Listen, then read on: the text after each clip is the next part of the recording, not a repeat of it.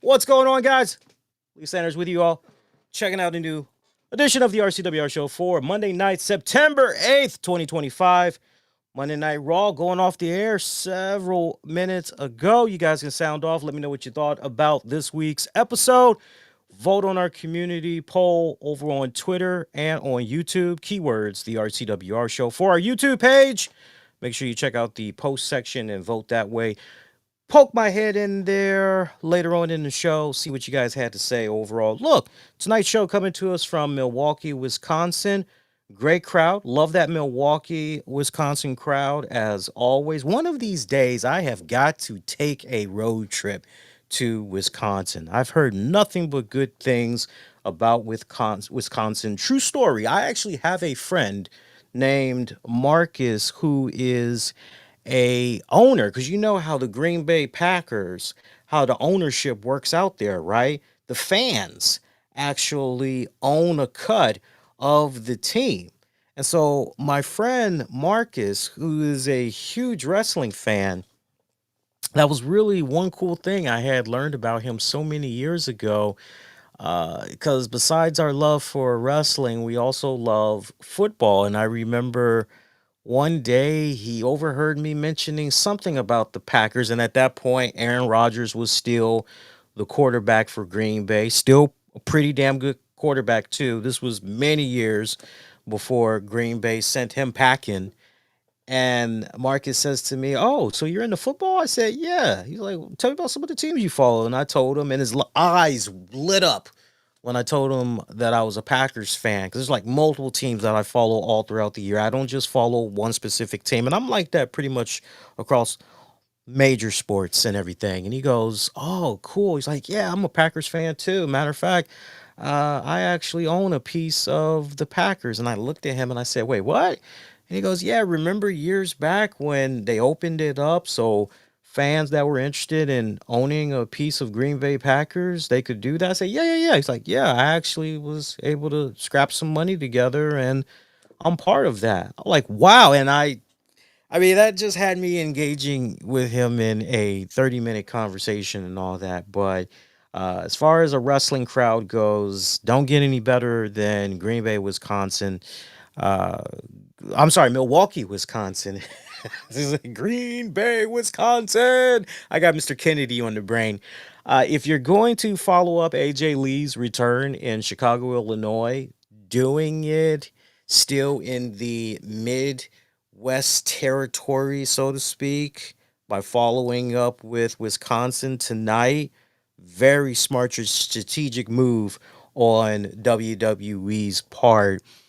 And we now know officially that at Wrestlepalooza coming up on Saturday, September 20th, AJ Lee teaming up with her boo, her main man, her main squeeze, CM Punk, going to be taking on Becky Lynch and Seth Rollins in a intergender tag team match. Looking forward to that. It's so great seeing AJ Lee return to the WWE. I missed her. I, of course, read her book, Crazy is My Superpower, which is a fantastic read that I would highly recommend anybody that has not checked that book out to definitely pick up a copy when you get a chance.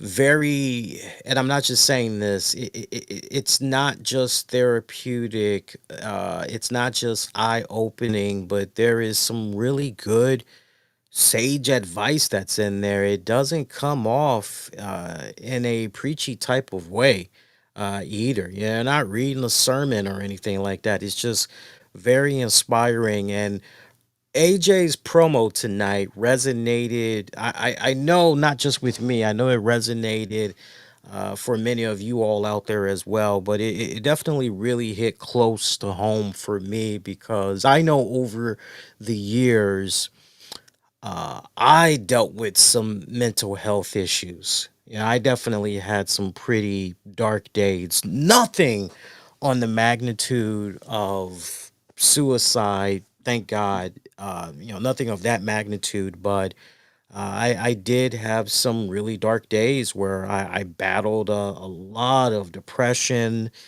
anxiety, uh, hopelessness, feeling worthless. It's a lot of crap that I was dealing with as far as my emotions go. And my friends and family will tell you when I was in that type of headspace, I was the worst person to be around. Hell, I didn't even like being around me, if that makes any sense.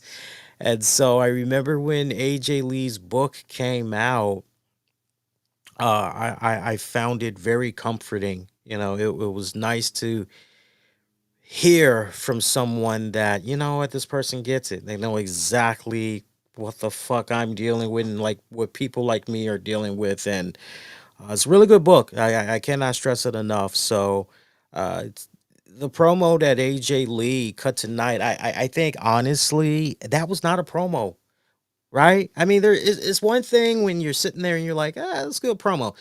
This was actually more of just AJ being out there, just talking from the heart. That's genuinely what it was tonight. She was talking to us, everybody around the world. She was talking to us fans and everything.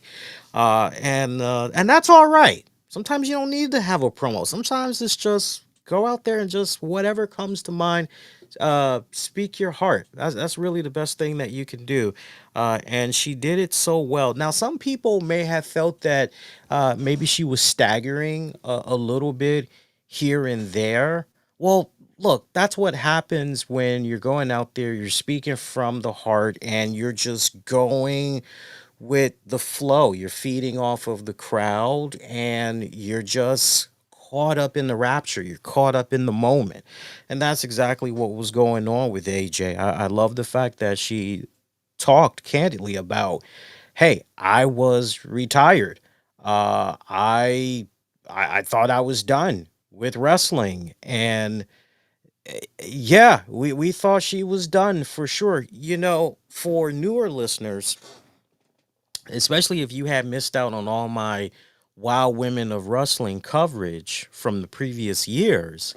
I know there was that one year where AJ got involved with the promotion, and man, David McLean and crew, Jeannie Buss, they were so happy to have her on board. If you guys recall, this was around that period where they unceremoniously got rid of Tessa Blanchard, and talk about just a big old black eye. Not so much for WoW, but just all the great momentum that Women of Wrestling was building up.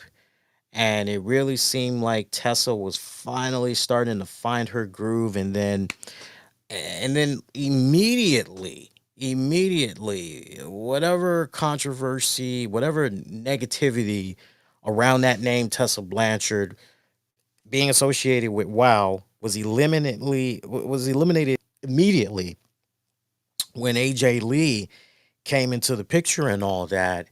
And I honestly believe in my heart of hearts. Now, I don't think that the people that I spoke to connected to WoW meant any malice. I don't think they were being jaded when they told me this, but from my respected sources in the WoW women's promotion, when I would inquire about AJ Lee, yeah, it was a little bit of a stump question because I would ask, hey, how's AJ doing? And wow, how is she adjusting and everything? How is she behind the scenes? How instrumental is she? It's interesting because when I would ask people about AJ officially during interviews, now that I'm playing it back in my head, it almost kind of seemed like a caught off guard question, and then I would get, "Oh, she's just been so inspirational, motivational. She's been so kind to us." And then when I would talk to respected sources behind the scenes, I would get, yeah, she's really not doing anything. And these people would tell me, like, I'm just being real. Like, she's really a non factor. We see her at some of the tapings, and as far as her interacting with the roster, maybe, giving some of the girls some pointers, things of that nature.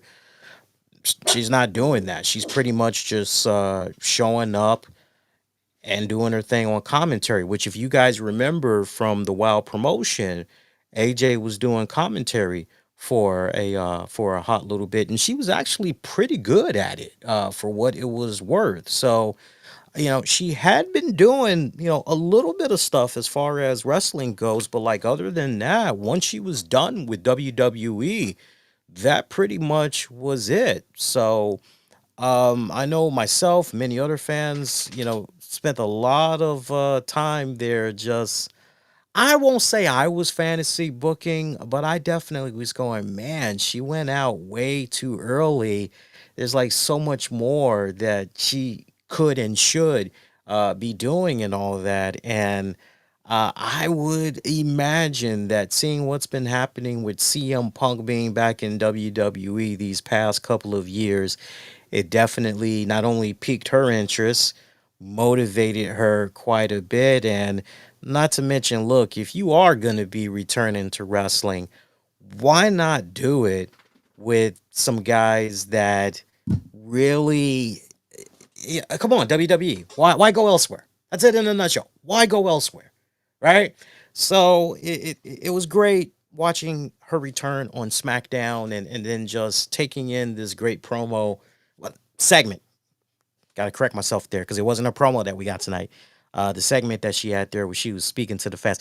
Kudos to her for getting a therapy chant. I never thought in my wildest dreams of all the chants, I never thought I would hear a therapy chant. Yeah, she talked about how she had got therapy and everything. Then we switched on to business because she had the Intercontinental Championship there belonging to Becky Lynch, having that be on hiatus around her waist there, kind of taking that from Becky from SmackDown. So we're kind of following up on that. Becky wanting the championship back. I love the little banter back and forth between both women there, as that ultimately set up Seth Rollins trying to be the mediator there, try to get back Becky's championship, and my night and day. If there was ever an opportunity for Seth Rollins to get bitch slapped, just like Becky did CM Punk 2 shows in a row in the same week, tonight should have been the opportunity, but AJ didn't do that. No, no, no, no, no. She did not do that, but she did play around with Seth just long enough for Punk to get in there and try to hit him with the GTS, but Rollins managed to escape that. But they got what they wanted, as AJ initially wanted for Becky Lynch to get in there, try to take the championship back, catch another black eye in the process, or agree to a tag match. And given how everything had played out, Rollins going in with the hot head saying, "You got your damn match." Becky looking on like, what the hell? But now it's official. So we're going to be seeing that at Wrestlepalooza. Yo, that first WWE SPN collaboration, man, it is looking so monumentally good. I'm really hoping that the boys from inside the NBA on TNT, I'm hoping that they get involved in this. I would really, really love it if Shaq, Ernie, and the gang, if they can somehow be part of the weekend festivities, if they could maybe somehow, I don't want to say hijack the kickoff, but if they could somehow make an appearance for maybe like 1 or 2 segments, that would be really, really sweet. Because, we got those boys right around the corner and everything. Some other interesting little tidbits from this week's WWE Raw. Bailey continuing to go down the spiral, speaking about mental health and all that. By the way, shout out to Joe Tessitore and Corey Graves. Those two played extremely well off of each other for this edition of Monday Night Raw. We're going to talk a lot more, by the way, about the whole Wade Barrett stuff that news just, my God. And I love the fact that Joe and Corey playfully and rightfully so, pretty much mentioned all that bogus news that was going on there with Wade Barrett. But Wade Barrett on vacation, so as a result of that, that has switched up some things with the commentary team for the next couple of weeks and everything. But Bailey coming back with another segment where we're getting a more of a piece of her mental unraveling. uh, I like what's going on here, but my whole thing is, what is this ultimately gonna culminate in? Are we gonna see a Bailey that's gonna change her look up dramatically here? Are we going to like, you know, it's giving me definitely, if I were to just with what we've been seeing so far these past couple of weeks, it's giving me a Three Faces of Foley vibe. And I'm all fine for that. I'm down with that. I like the way that WWE is continuing to handle this. And I'm okay with these vignettes. Okay. I'm all right with them continuing to, not rush things, just continue to build upon what we've been seeing weekly with Bailey. And if I were to speculate at this point, when might we see Bailey resurface in front of the live crowd? It could come as early as Wrestlepalooza. It really could. Or, which I think is the most likely scenario, I think at this point, Bailey's not going to be surfacing in front of the crowd until maybe mid October.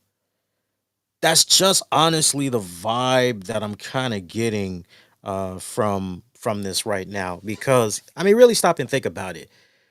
This is still in the fire burning, is it not? I mean, it's still just cooking, right? So we need to give it a little bit more time to simmer and all that. And that would be my best advice to WWE, would be just continue to add on to what you're already doing. There's no reason to rush this at all. Again, no reason to rush this at all. So hopefully that's the direction that WWE is going to go in. As far as some notes, as far as what Bailey had said, again, for those of you that maybe didn't catch Raw this week, maybe you're not going to be able to. Bailey talked about how she doesn't know what the next step is, but she knows that the last person she wanted to hurt was Lyra. She's aware that she's hurt a lot of people in the past, but most of them deserved it. They all forgave her because she's a good person. And then we saw Bailey's dark side kind of chime in and tell her to save that crap for her diary. Her good side is proud of her, and Bailey says at the very end that she's gonna make everything right. So obviously she is still dealing with Byron in the chat. That's good for you, man. I really appreciate you. But in case you're not aware, when we do the show live, you'd be surprised how many people don't watch the show because it's 2025. And like most people, believe it or not, especially with the way WWE is pumping out media content, most people these days are either checking out shows like ours, be it for on demand or on the downloads. Maybe they're checking out the podcast version, which, by the way, appreciate you guys that's been showing love to the audio stream. Or they'll wait until the next day and they'll go look up clips on social media and get caught up that way, because this is that day and age, unfortunately, where more and more people are not sitting around and they are watching an entire episode in one sitting of said TV show, whether it's from WWE, TNA, AEW, MLW, you name it. So, but yeah, to everybody else, I can actually see what you guys are saying in the chat. When it's relevant, it's on point with what we're talking about, I will definitely show you guys some love. You guys should know that by now. But it's kind of hard to just put in a random comment from you all when we're right. So let's keep rocking and rolling, get through this, and we'll go over some little more tidbits of news. But I like what's continuing to further develop with the Bailey character. Thinking about some other stuff from tonight's Raw. Uh, Rusev was in action against Penta. Very short match. I liked how this instant Acme feud. That's what I like to call this. I like how it came about because Penta originally was in a backstage segment and he was chatting it up with Adam Pierce and he was looking for a championship opportunity, if I'm not mistaken, against Dominic Mysterio. And before he could even go any further in his talks with Pierce, frickin' Rusev comes in there and he's like, look, I want another match against Sheamus. I want to put his ass out. And then I want a shot for the World Heavyweight Championship. Penta taking some serious issue there, right? So both of these guys measuring stick, cue up System of a Downs. You know the song. If you don't know the song, my is much bigger than yours. My can go right through the floor. Yeah, like look that song up. It's a damn good song. Anyway, so instant Acme feud right there. Okay match between the two. Xavier Woods interfering at the very end though. Pretty much setting up Penta to get that trademark matcha kick to the face by Rusev. 1, 2, 3, right? So okay, match. I like the fact that New Day, still kind of meddling around in there and everything. Penta and New Day, more specifically Penta Xavier Woods. That should be a really good one-on-one matchup. Even if you were to eventually transition to Penta Kofi. I mean, those are definitely two really good matchups that you got going on right there. So, I mean, all said and done, though, the New Day interference, the impact of that. If you're keeping track at home, we've already seen a couple of weeks now where New Day has interfered in some matches, and right, decent work by both guys though, and Rusev and Penta. Meanwhile, in other areas here on the show, Raquel Rodriguez picking up a W over Lyra Valkyria. This was actually one of the more decent matches of the night. Definitely some questionable spots throughout the match, but overall, pretty solid effort by both women. Um, Lyra, look, I like the fact that we don't have Lyra out there doing silly ass reciting of lines. You know exactly what I'm talking about because we've been talking about it here on the show for the past couple of weeks. So for this week to just pretty much have her come out there, go right into the ring action and all that, love that. I'm okay with that. Uh, Definitely some really solid work in the ring by Lyra tonight. Good shit, good shit, good effort by both women, but particularly from Lyra. Good stuff, good stuff. Elsewhere, AJ Styles picking up a win over El Grande Americano. Very solid action. It's interesting how we keep seeing Dragon Lee sandwiched in between veterans, trying to essentially get that rub off and everything. We've been seeing him for the longest time getting the rub off from Rey Mysterio.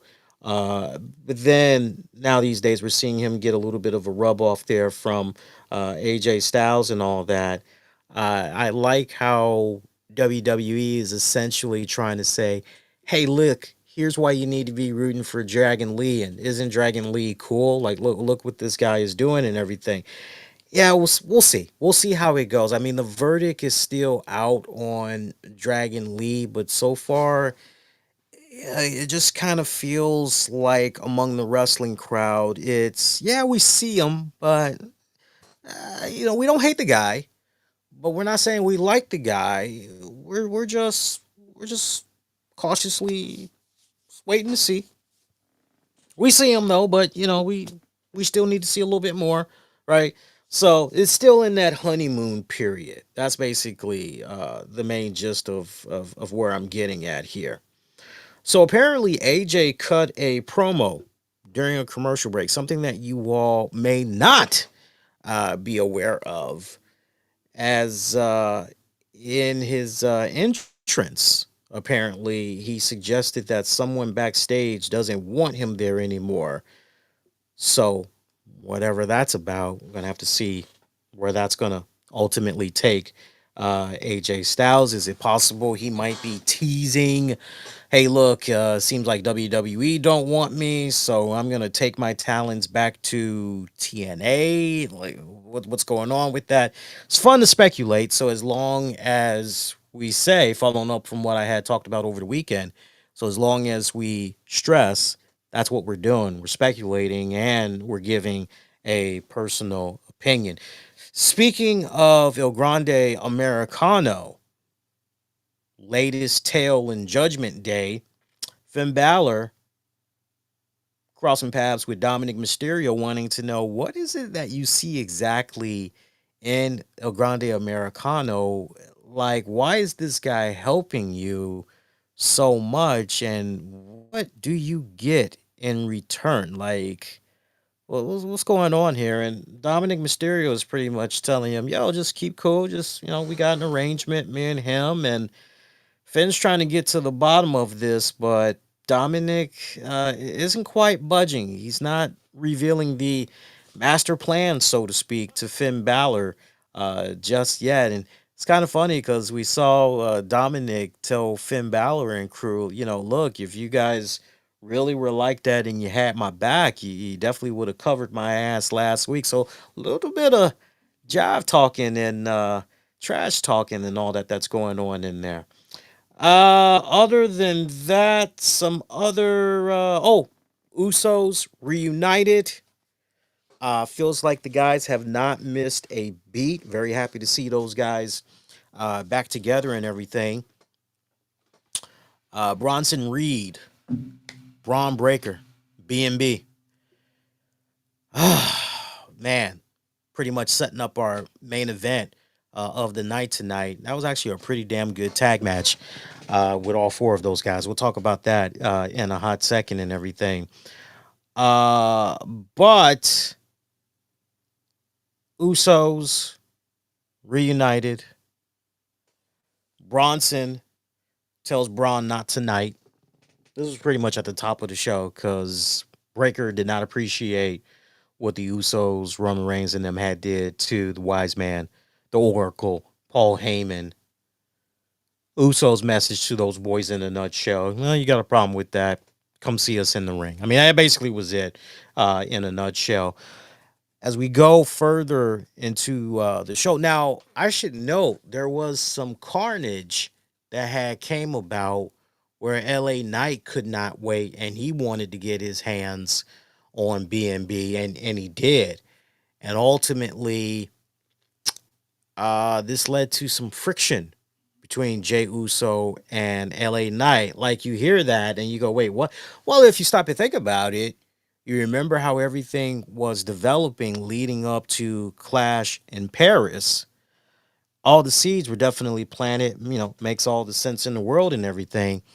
Later on in the night, right before the main event match, Jimmy Uso is telling Jey Uso, hey, look, not really feeling what's going on with you here. You're kind of giving me Roman Reigns vibes and how you're handling your business and everything. And, one thing that you need to remember, LA Knight, he's good people. And we need to make sure that however things play out later tonight with B&B, we pretty much we got LA Knight's back. And Jey Uso really was not feeling that. And he was very quick to point out to Jim, Nah, if anything, you're gonna have my back the hell with LA Knight. So that rubbed Jimmy, the wrong way when it was all said and done. And keep in mind, Jimmy Uso and LA Knight, they had talked about, what happened earlier, and LA Knight denied the idea of, we due to the whole super kick in the mouth thing, right? And as far as Jimmy keeping LA Knight from beating Roman back in the day, LA Knight's like, don't worry about that. I'll pretty much do that my damn self. So kind of interesting, the dynamics, right? On the one hand, LA Knight, Jimmy, they're cool, but then as we had saw with how everything played out in the main event match, that was kind of a big old clusterfuck of what the hell. So the main event match there between LA Knight versus Big Bronson Reed. Kind of interesting how that morphed too, because it seemed like at first maybe we were going to get a tag match, but then it ended up being LA Knight and Big Bronson Reed. Bronson Reed picking up the win as in the final moments of the match. Knight went to the middle rope, jumps to the top, hits the elbow, got a near fall, then tried going for the BFT, blunt force trauma, that got blocked. Knight gets knocked onto Breaker, onto the apron. Then Reed goes for the Jagged Edge DVD for the 3 count. Good stuff. Solid, decent stuff right there. Braun comes in post match, beating up LA Knight. That's when Big Jim runs down there, connects with a couple of super kicks, hits a spear on Braun. B&B, they're working over Jimmy big time, tossing out Knight in the process. Jay's music hits, comes out there for the save, takes a couple of yeet punches there. Breaker, super kick for Reed. Braun ends up spearing him as well. Usos are stacked up for a tsunami, but then LA Knight ends up hitting Reed with a chair, hits Breaker upside the head with a chair, pulls up Jimmy. Yo, we good? Jimmy's like, yeah, man, we good. Next thing you know, out of nowhere, Jey Uso spearing the hell out of LA Knight into next Sunday's NFL games. That pretty much was it in a nutshell. By the way, there was a Nikki Bella match. Nikki Bella taking on Asuka. I did not forget about that. We'll talk about that in a hot second. So look, the way this had played out, as far as the main event match, um, yeah, it was what it was. I'm not saying that as a bad thing. I'm not saying that as a good thing. It was, for me personally, I gotta admit, pretty damn short. I was expecting much more of a main event match. This was probably the shortest match slash segment, because I know they took a couple of commercial breaks, but just when you add up the match total, this was definitely one of those. It really felt like WWE was just trying to be in and out on this one, legit. And look, I'm okay with that. I'm not complaining. If you want to just some weeks, right? You don't have to go in with the overkill. Sometimes you can just make your point, be in, be out. There's nothing wrong with that whatsoever. Nice build up though for that Wrestlepalooza. I will definitely give them that. Let's go back to Nikki Bella 1 second. Nikki Bella had a match there against Asuka.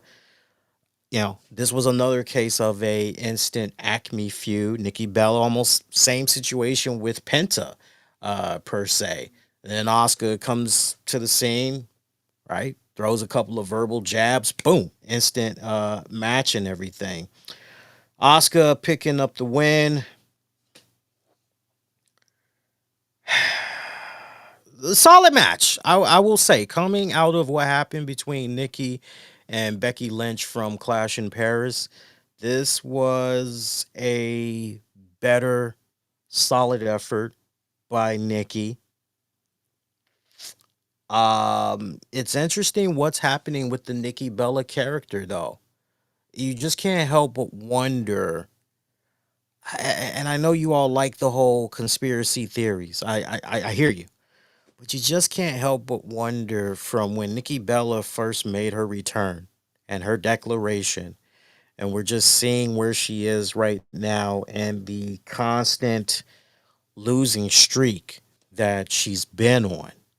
You just can't help but wonder, so what's the long term storytelling that we're doing here with this character?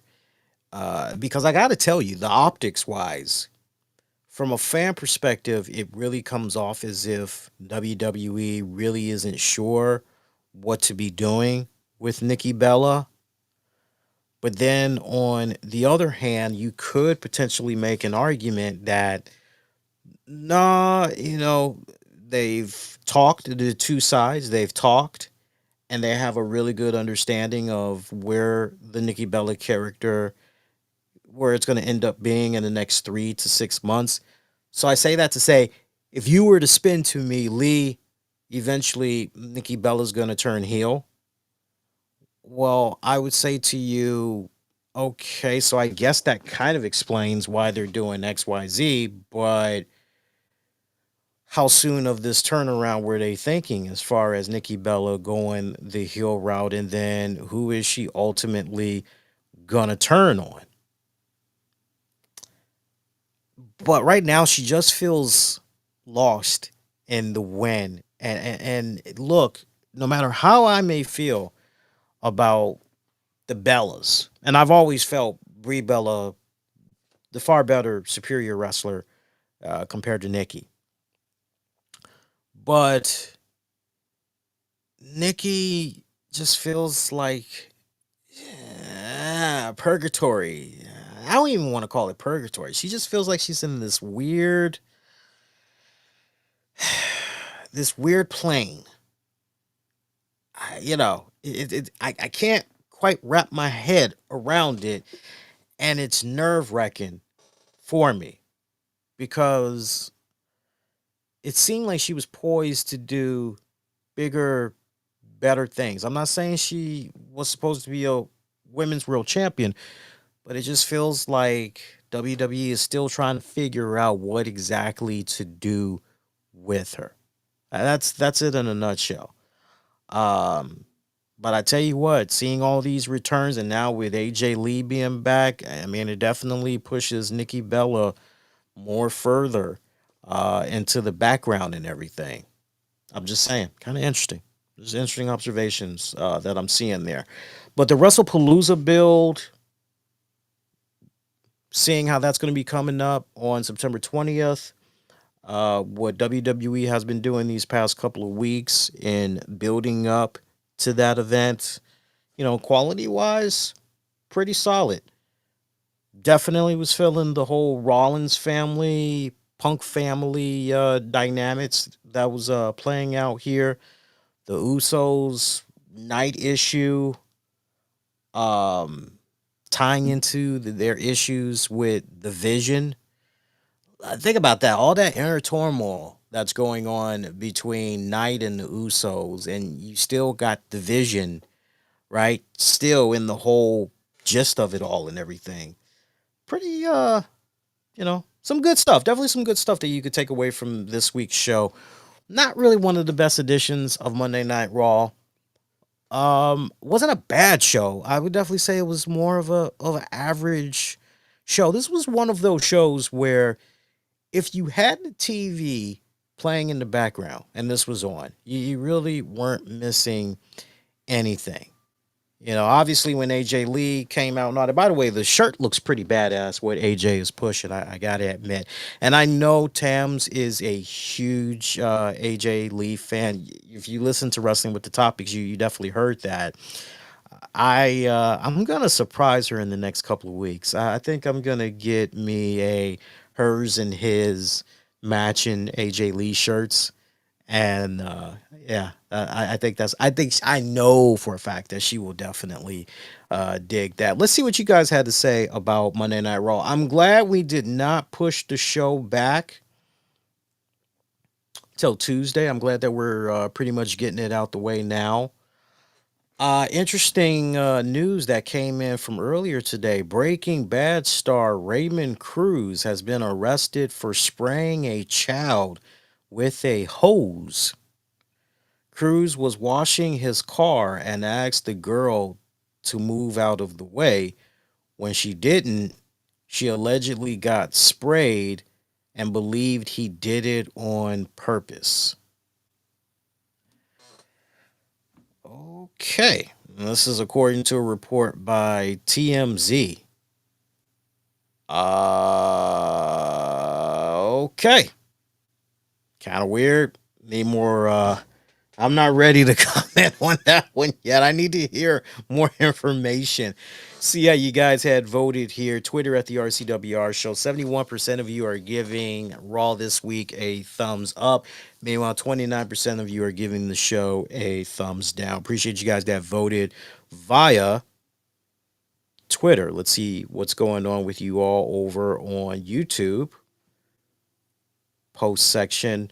Early voting coming in. 100% of you guys are giving Raw this week a thumbs up. Appreciate you guys that had cast your vote.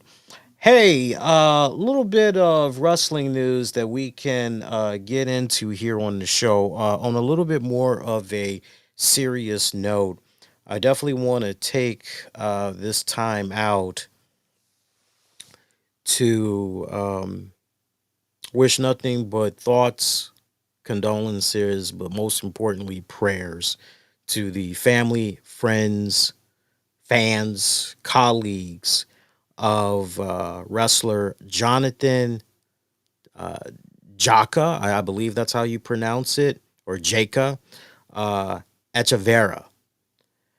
So he was mainly known for the ring name Jaka, or Jaka, spelled Jaka. Apparently, he was a beloved figure on the independent wrestling scene. I've seen like so many veteran wrestlers share very fond memories of this guy, and that includes Lufisto. He made his mark across promotions such as Evolve, where he was a former tag team champion. Also, Beyond Wrestling, Shakira, CZW, GCW, Progress, just to name a few.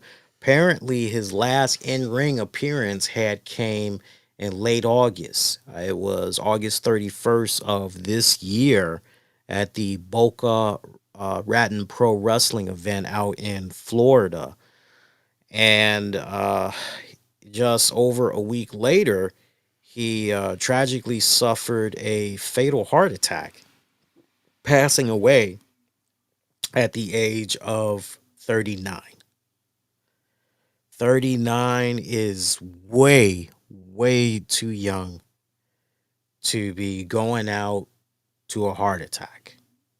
Now, I know that a lot of people, you know, and there's nothing wrong with speculating. So as long as, right, I keep saying that needs to be part of the new vocabulary, because you see what happened with the Wade Barrett situation, which, again, we'll talk about in just a little bit, but that's a prime example of, if you're going to speculate and give a personal opinion, there's nothing wrong with that, but you need to let it be known off the break. That's the direction that you're going in. I know hearing somebody dying at the age of 39, that brings up a lot of red flags. I would imagine some people are going, yo, is it even possible that as far as substance abuse goes, is it possible that something was. Yeah, I hear you. I hear you. I'm not running away from it. I hear you. But let me just say this. What is fact is this young man is no longer with us. What is fact is there is a family that is grieving over the loss of this man right now. What is fact is there is a void in the wrestling community right now that is deeply, deeply felt by his peers, by his fans, his associates.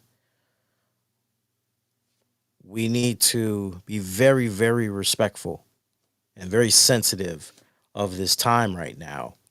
And I would like to believe that when more information becomes available, then it will become available. And if that includes, okay, so we understand he died of a heart attack, but was there any contributing factors that led to that heart attack happening? I'm sure that the family, they'll either address it, or it might be a case where they just go, nah, we just want to quietly bury our loved one in peace. However, they decide they want to run it, we definitely all collectively as a community need to do our part and honor that and everything. But if you really want to pay it forward, you really mean well, I would highly recommend that you go out of your way and you contribute to the funeral expenses and everything for the GoFundMe that's up and about right now. Very easy to find. All you got to do is just type in his name on GoFundMe, and you'll be able to find it that way. I'm trying to copy and paste as we speak because I want to give you guys an update on the GoFundMe tally as it stands right now. And rest assured, I will definitely be donating to this later on in the week. So if you all end up donating, please let me know. I will definitely give you a shout out. And let me look here. Yeah, shout out to Tony Khan. Tony Khan, top donator right now, kicked in $5,000.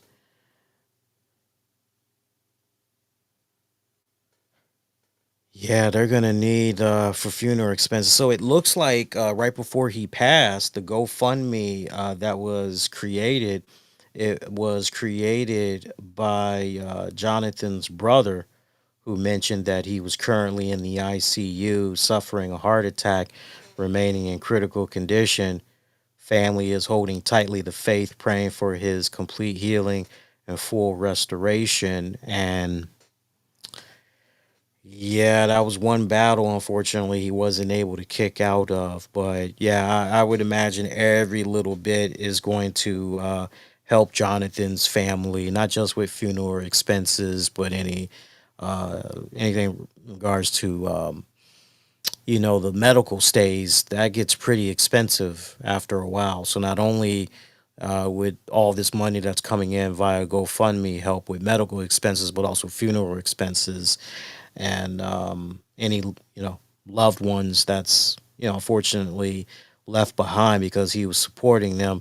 I'm sure every little bit would definitely go a bit of a ways in helping them out as well. So far, a little bit over $28,000 was raised. Their goal is to hit $45,000. So again, anybody that donates to this, send me a email, the RCWR show at gmail.com. Make sure you put the THE in there and let me know. And I will definitely give you a shout out on the air if you end up donating. As I mentioned, I will definitely be donating to this later on in the week. I do believe that anybody, something that I just kind of ruffles my feathers a little bit sometimes, when we talk about somebody that died, I've always had to be a golden rule to never turn that segment of whoever died, never turn it into a clip just to make profit from it, let it be demonetized. It's basically putting the word out. That's it. Just trying to pay it forward, just trying to get the word out. It just rubs me the wrong way when it comes to monetization over somebody's death. That's just me. To each its own, but that's just me personally.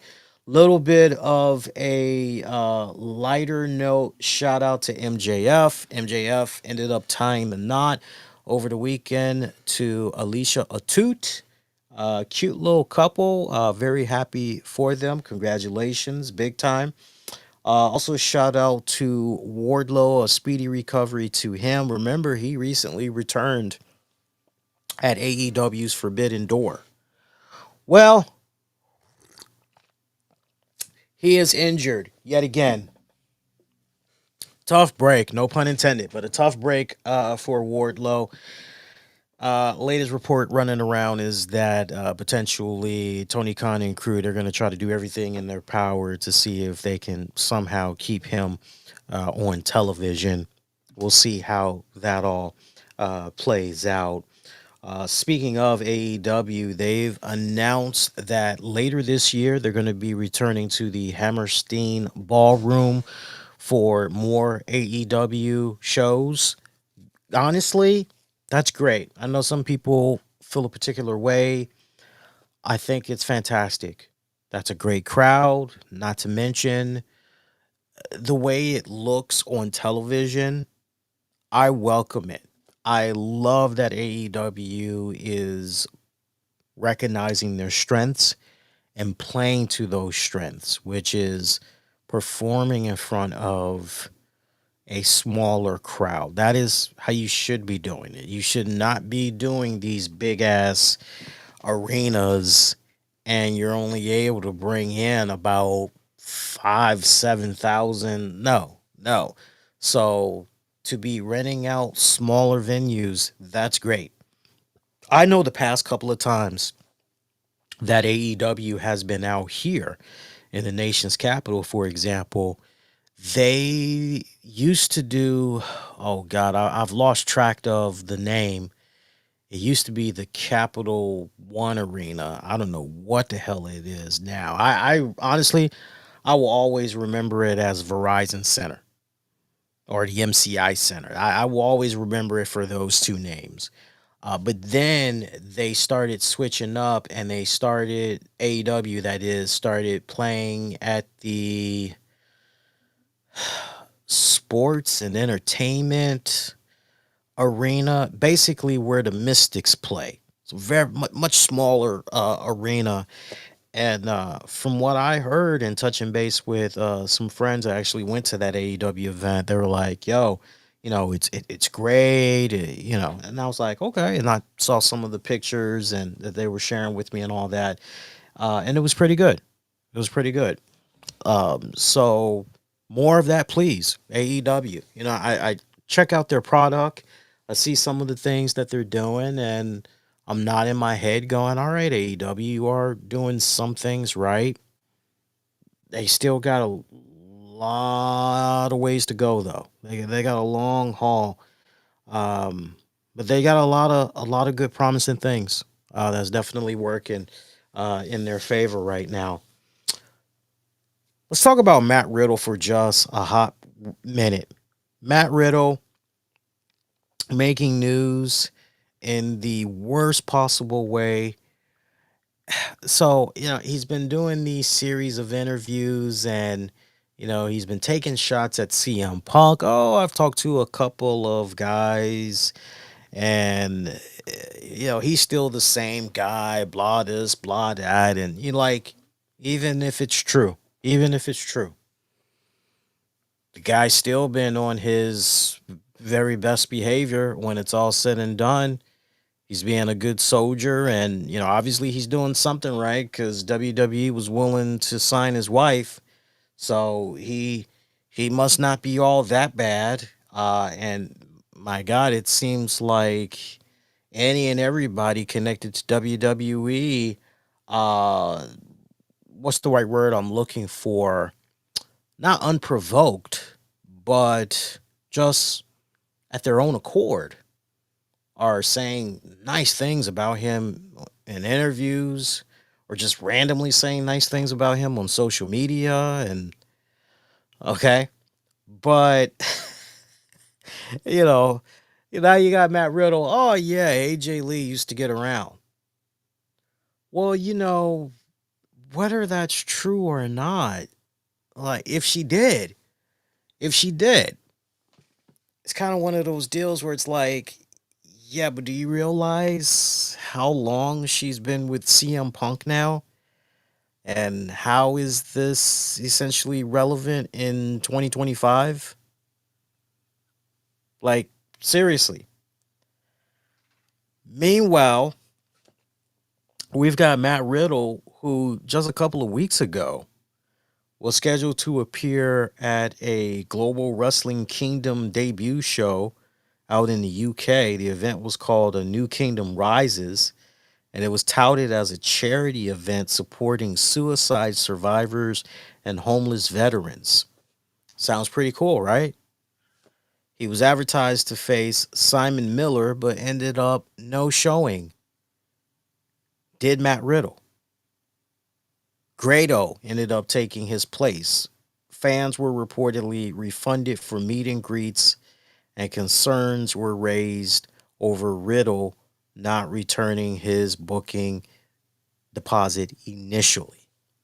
So Riddle ended up releasing a statement in regards to this, claiming the event wasn't initially presented as a charity and that the travel setup was impractical. Booked to fly him in Thursday for a Sunday show, leaving him idle in London for days. He argued he had other commitments in the U.S. and offered to fly in later at his own expense.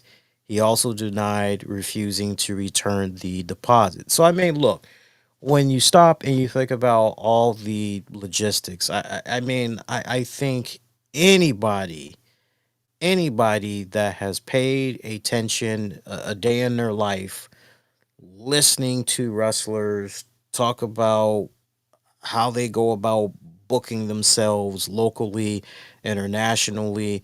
Like, if there's one thing that I can hip you younger folks to when it comes to these wrestlers, the more dates that they are able to book for themselves, the better. If they can look at October, for example, and be like, okay, look, I need as many dates booked as possible. If it could be a situation where one night I'm in this city and then the next night I can just drive over and then hit this city for this event.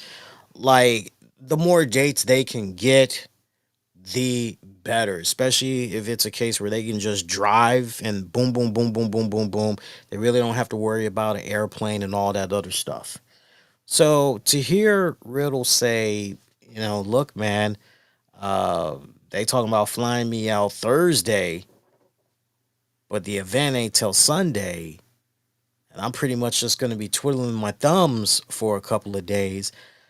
I would like to believe, in Riddle's defense, that he did try to see if there was maybe some other events he could book himself at, and maybe things just did not play out the way that he hoped it would play out.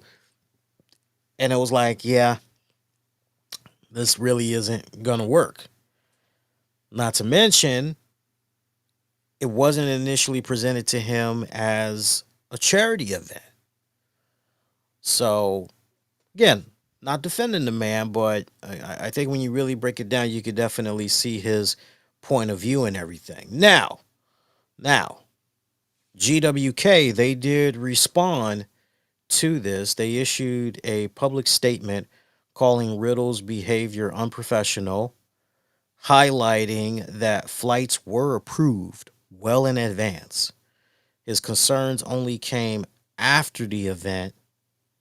Promotions were delayed and communication breakdowns occurred. Yeah, because they talked about how they pretty much were being ghosted and everything by him. They've said he has since returned the deposit and offered to reimburse expenses. Yeah, that's because, now the guy has pretty much been put out on blast and everything. Meanwhile, with regards to this backlash and everything, Riddle shared a profane video where he denounced critics and referenced the Me Too movement in a dismissive tone. In response to this, a promotion out in South Dakota canceled his upcoming appearance, citing his comments as incompatible with their values. They also pledged 10% of ticket proceeds to support survivors of sexual and domestic violence. So, you guys may be saying to yourselves, why does this matter? It's a huge, big domino effect when it's all said and done. For starters, this drama with it's charity. I'm gonna be idle for a couple of days, and look, when it's all said and done, this hurts. It touches upon and it hurts the trust and communication level across the board when it comes to independent wrestling bookings. I've had quite a few friends off and on over the years that have been independent wrestling bookers, and a lot of these deals that are made, usually it's a case of, well, hey, look, if you want to book me for your show, like, I'm down, but you got to give me at least 20% of what you're going to be paying me, as a deposit, and then you got to give me the rest the day of the event, and however it's worked out between the respective parties. But like, typically there is some type of a deposit that is put down. Very seldom will the wrestler go, okay, you can book me and just pay me when I show up to your event. Very seldom will that happen, right? So it is all a verbal uh type of arrangement, but then also, sometimes something will be written up, right? But like, most times, it's definitely a case where there is some type of an exchange of money and everything. You also look at things from the charity angle perspective. That definitely adds emotional tension. It also adds public scrutiny into the mix as well. And Riddle's remarks, when it's all said and done, uh, his remarks, like, no matter how you cut it, definitely there are real world consequences, right? And as a result of that, promoters, that's not just promoters, but conventions as well, that are going, yeah, let me just kind of distance myself. And so I know for, I think Matt Riddle is still involved in the MLW promotion, but there's a reason why we still haven't seen him in AEW, and probably never will. There's a reason why, when you're looking at other promotions and you're wondering what's going on, that's because all these other promoters, you know, trust me, they're watching, they're taking notes, and they're all just rubbing their chins and they're going, see, that shit right there. That's why we're staying away from this guy. And wait for this guy to just continue to just dig himself a hole where ultimately nobody's really going to be fucking around with him. And, let me tell you something. When all you have is your name, which is your brand, that is your traveling brand, your face, your name, that's your brand.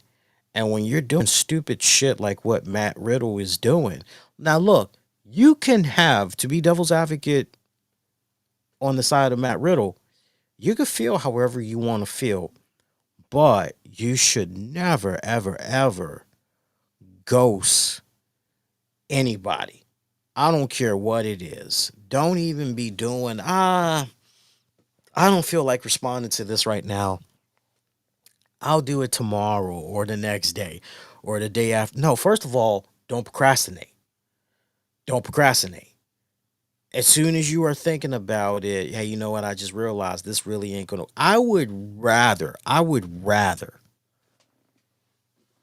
and I'm practicing what I'm preaching. there has been many times over the years, even in 2025, where I go, you know what? I don't really feel like doing this. And unless I am sick, the only time I will, the day of an event, I will cancel out on something is if I am like sick as a dog, something just really came up and I just cannot do it. My friends and family will tell you though, if I can help it, these days I give people as much heads up of a notice if I can't do something like days ahead of time. Shit, I remember some weeks back, there was somebody that I wanted to hook up with to get some additional ink done on the same arm and everything. And I must have booked him 3 weeks out.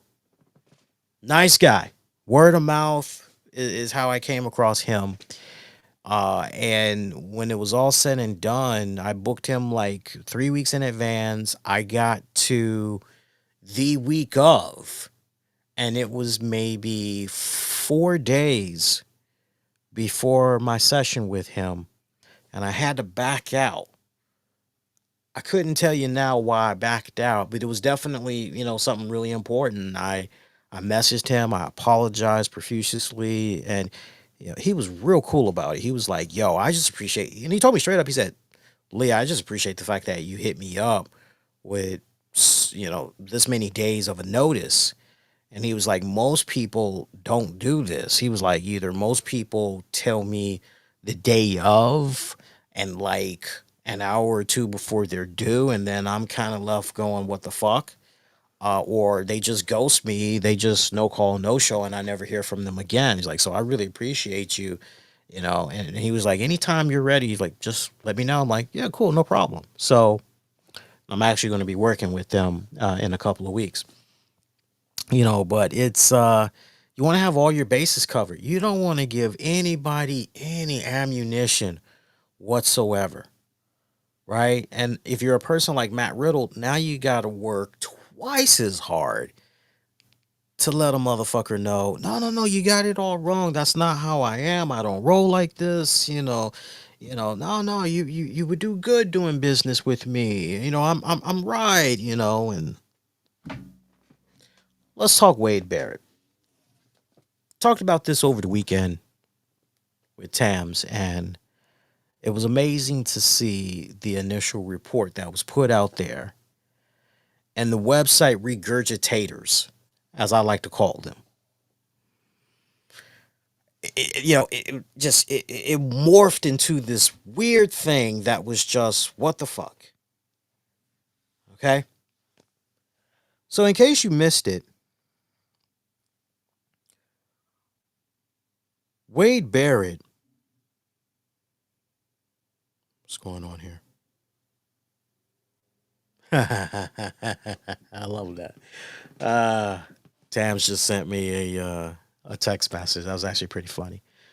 So, PW Insider, they got the ball rolling. They put out a report and they have since followed up on this report. The power of always waiting until more information comes out. I'll read this to you by Mike Johnson of PW Insider. As announced last night on SmackDown, Corey Graves and Michael Cole will be calling that brand.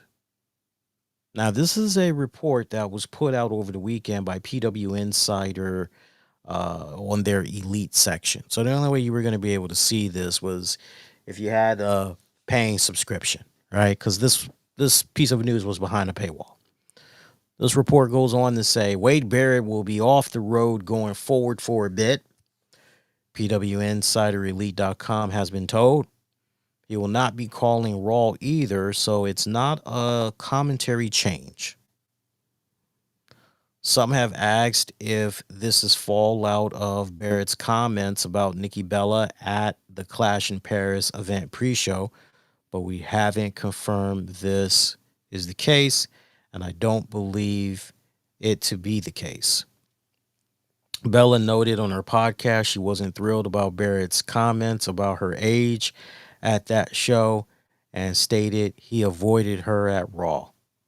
Barrett stated on Twitter he didn't avoid her and would be happy to speak with her, then noted they had spoken and the issue was squashed. We are told the current plan is for Raw to remain with Michael Cole and Corey Graves. So Graves went back from being moved from the main roster announced team to being back on both shows. Barrett is not gone from the company, and we are told he will be back, but not in the next few weeks. So this was the initial report, right? But you wouldn't know that because the way some of these wrestling regurgitator websites operated, you know, if I were to say to you, Mickey got hit by a car and it sent her rolling over the top hood, you tell a second person, and by the time you get to the 10th person to repeat that, it goes, Mickey got hit by a tractor trailer and her body ended up flying about 20 feet in the air and then hitting the pavement, and another car ran over her and split her up open big time. She's dead. That's what happened with this report about Wade Barrett. So Mike Johnson recapped that. He goes on to say, despite our report being very much forward and easy to follow, somehow on social media, specifically Twitter, which has a wealth of accounts aggregating news, regurgitating is what I like to call it, that failed to actually have reading comprehension at the same time. Preach. This was twisted into claims we reported Barrett's announcing run was done, which led to reports he was gone from the company and that Nikki Bella was somehow to blame, all citing our report, even though our report specifically stated we did not believe there was any connection. Barrett and I both responded on social media pointing out those reports were wrong. Once we did so, the offending account that started the false story just deleted their tweets, so they still made money on their lies via their tweet impressions, then deleted the statement citing PW Insider, of course, without even an apology. Given how many outlets picked up on the incorrect versions from social media and have yet to correct them, I have been shaking my head for days at all of this utter stupidity. So, if you see anywhere claiming we reported Barrett was removed from announcing and or gone from the company, crediting pwinsider.com, it is total, absolute trash. We've been asked about Joe Tessitore. He has other commitments to college football and will be back when his schedule allows. Well, as we saw from tonight's Raw, Joe Tessitore was on commentary tonight for Monday Night Raw. So that doesn't mean that last little part of what Mike Johnson said was wrong. He did say, just to go back to literally what he just said, we'll be back when his schedule allows. Well, his schedule obviously allowed him to call the action for Raw tonight. I mentioned this story before, but you know what this reminds me of? This reminds me of the interview that I did years and years and years ago with HBK Shawn Michaels.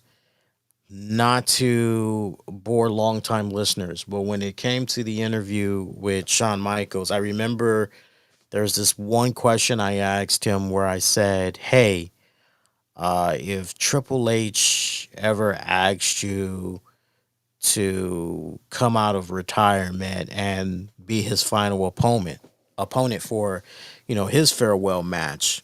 Like, would you do it? Would you entertain that? And Shawn Michaels said something to the effect of, well, I haven't talked to Triple H in a while.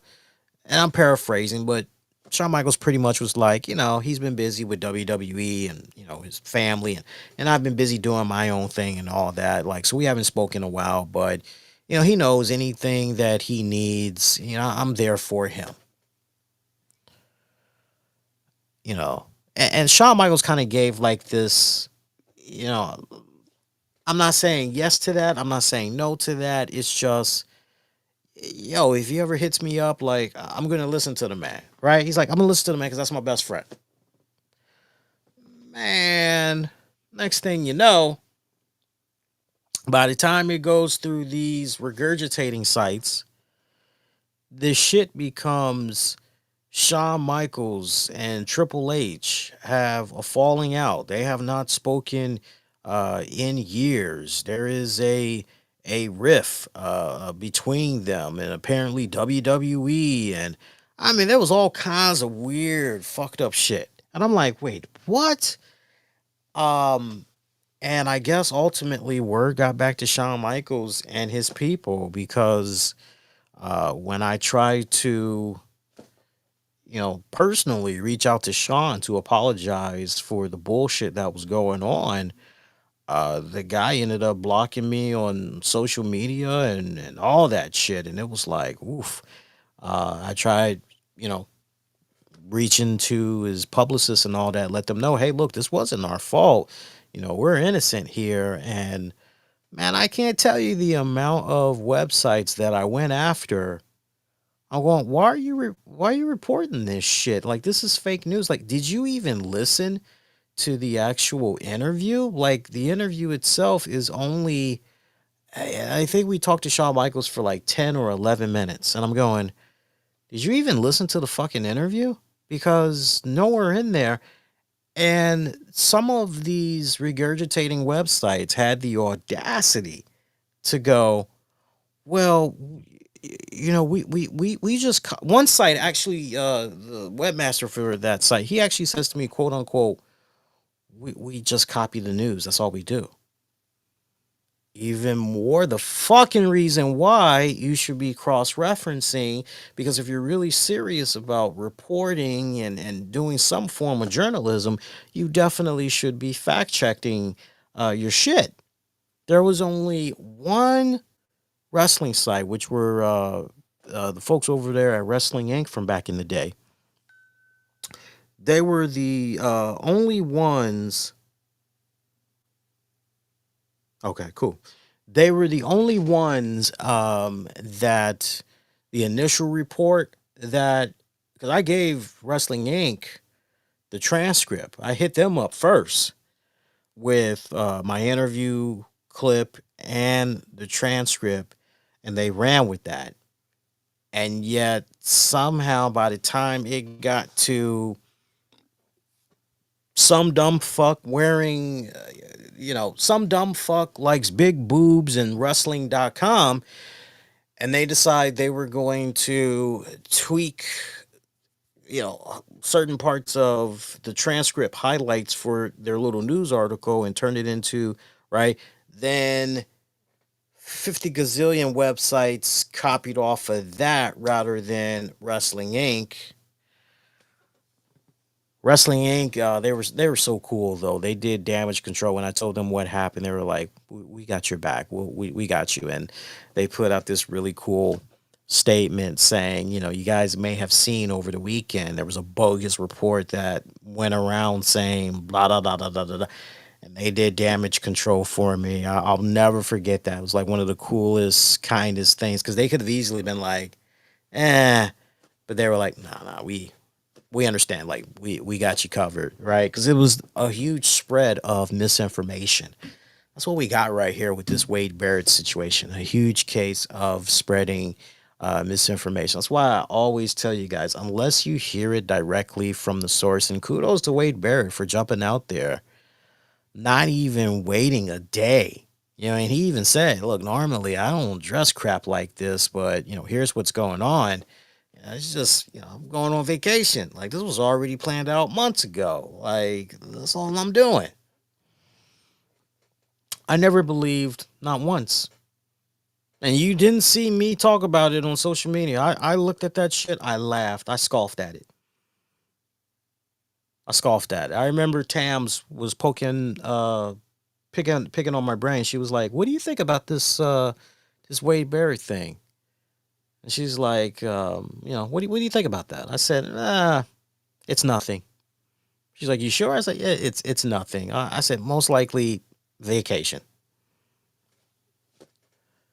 Unless you hear it straight from the source, like people, like if you're gonna speculate, you're gonna have an opinion. There's nothing wrong with that. So as long as you state that, but we got to be very careful how we're treading in this day and age. And trust me, that's not me just being all high and mighty, or that's not coming from somebody that doesn't know. You're talking to somebody that you know you're talking to somebody that is currently a major in journalism.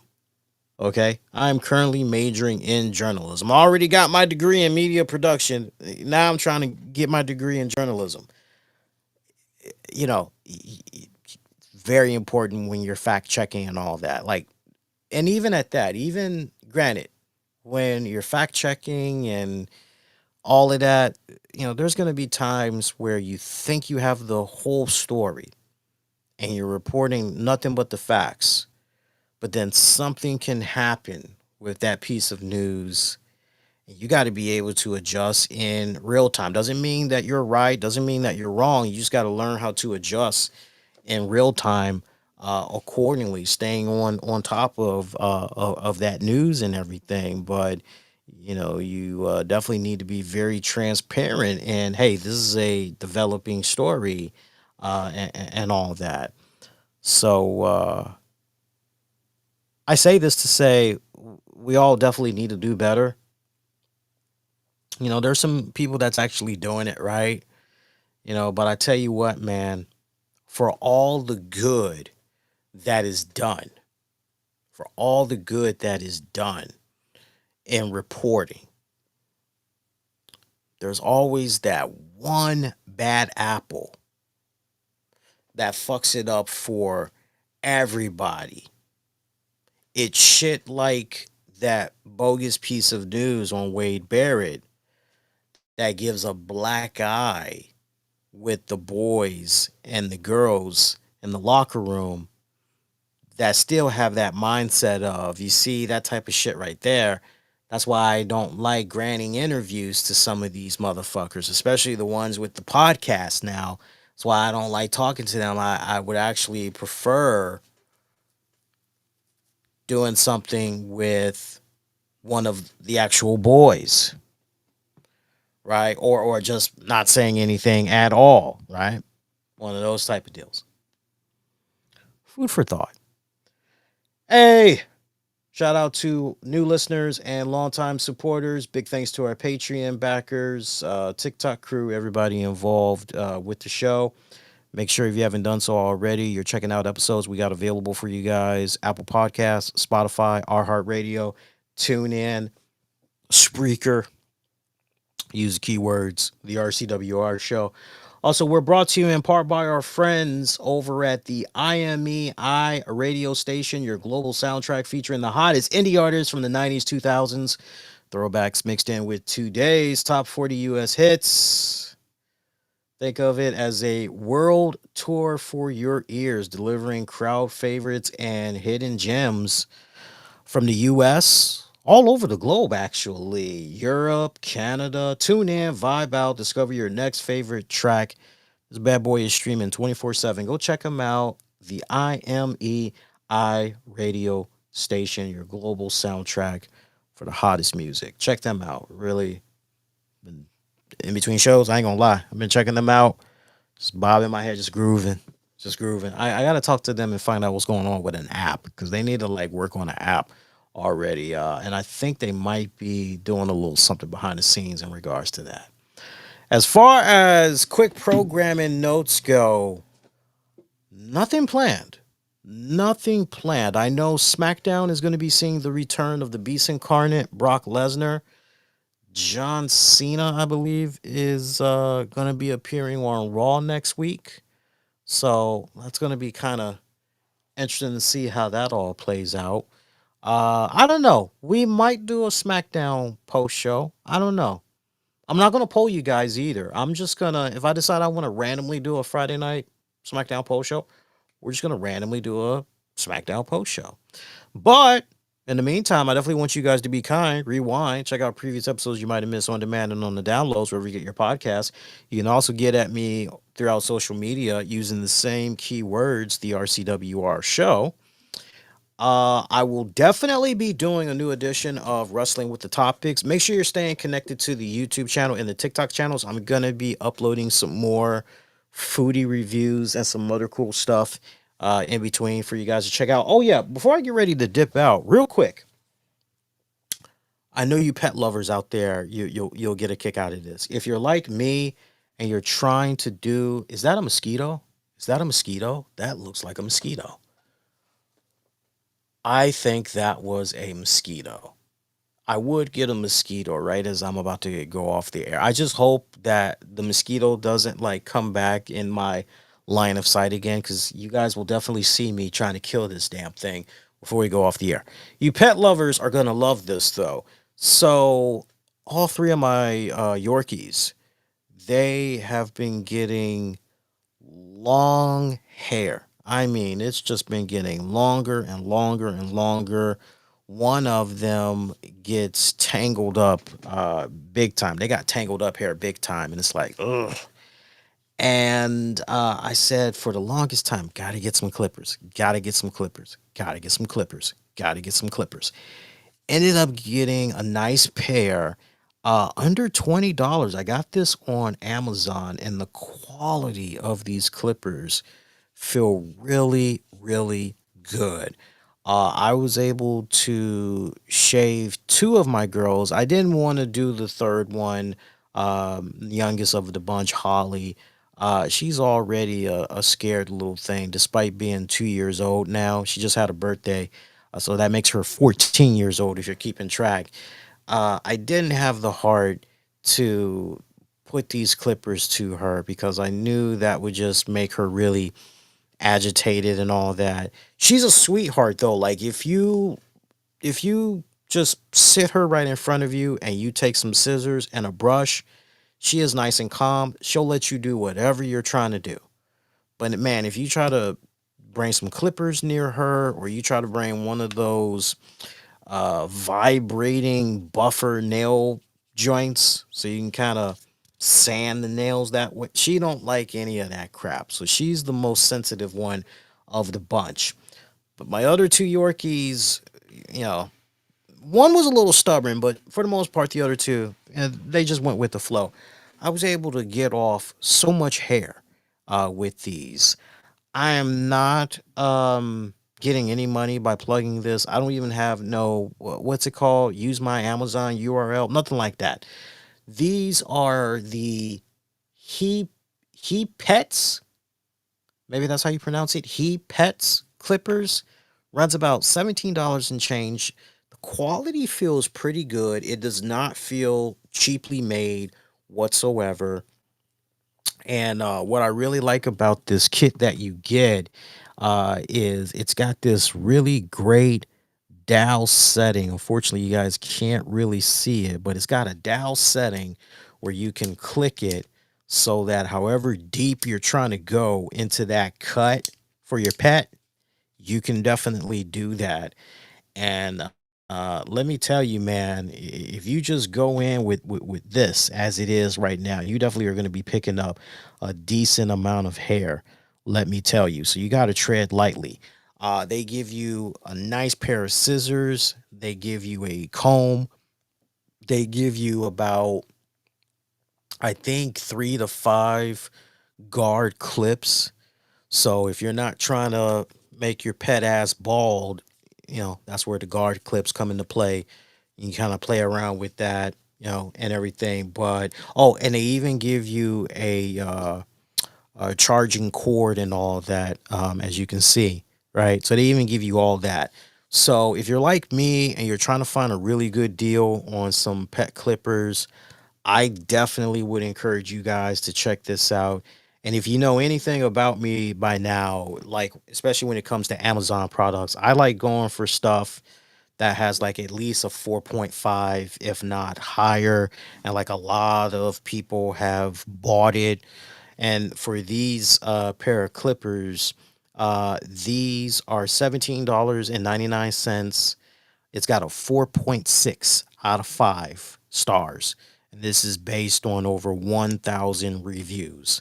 I will continue to keep you guys posted on my journey with these clippers, but um, I love them so far. He Pets dog clippers. That's spelled Hea as an apple, P as in Paul, ETS. So again, I don't have no Amazon URL link, no affiliate link. I'm not being paid by these guys. I'm a customer at the end of the day. Go check these out. You won't be disappointed. And just to kind of give you an idea, like how one of the girls looks right now, let me just hi, hi.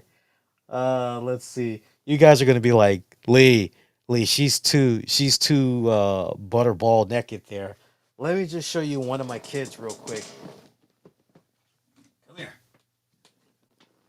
So here's Chloe. Hi, little buddy. Hi. So as you kind of see, I mean, I went a little bit too happy with the Clippers.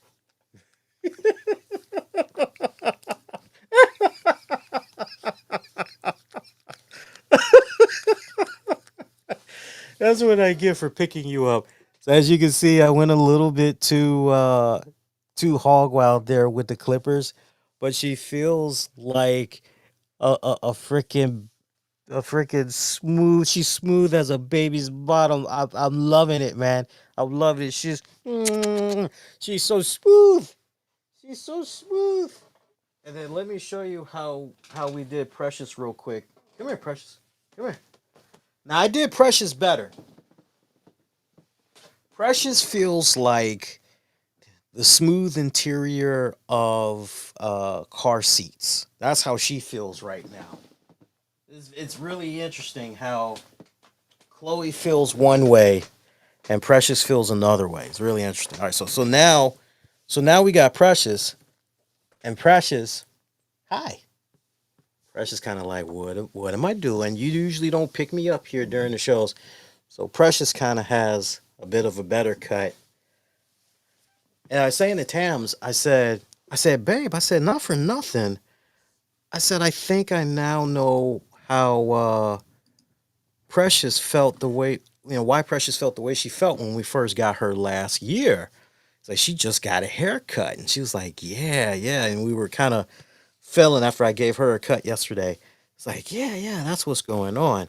So I did okay with Precious here, didn't I? Yeah, I did pretty good. I did pretty good. But if I could like give you guys one piece of advice, it would be time it perfectly if you're gonna do it, right? Because if you're trying to cut off a whole bunch of fur, you time's of the essence. Like if you're not doing it this week, you might as well should just let them chill until spring of next year. And if anything, just take some scissors and trim up because wintertime, it's like literally right around the corner. I think in about maybe 3 more weeks, we're about to hit that fall weather. So got to be careful. All right. So that's going to do it for me. Do you want to say goodbye, hon? Huh? You want to say goodbye to everybody out there? You want to let them see your cute little face real quick? Say bye, everybody. Thanks for tuning in. My daddy will be back with you guys next week, or actually this weekend, for an all new Wrestling with the Topics. Until then, wishing all y'all to be safe. Most importantly, be kind to one another. I'll see you guys next go around. Take care, y'all. Peace.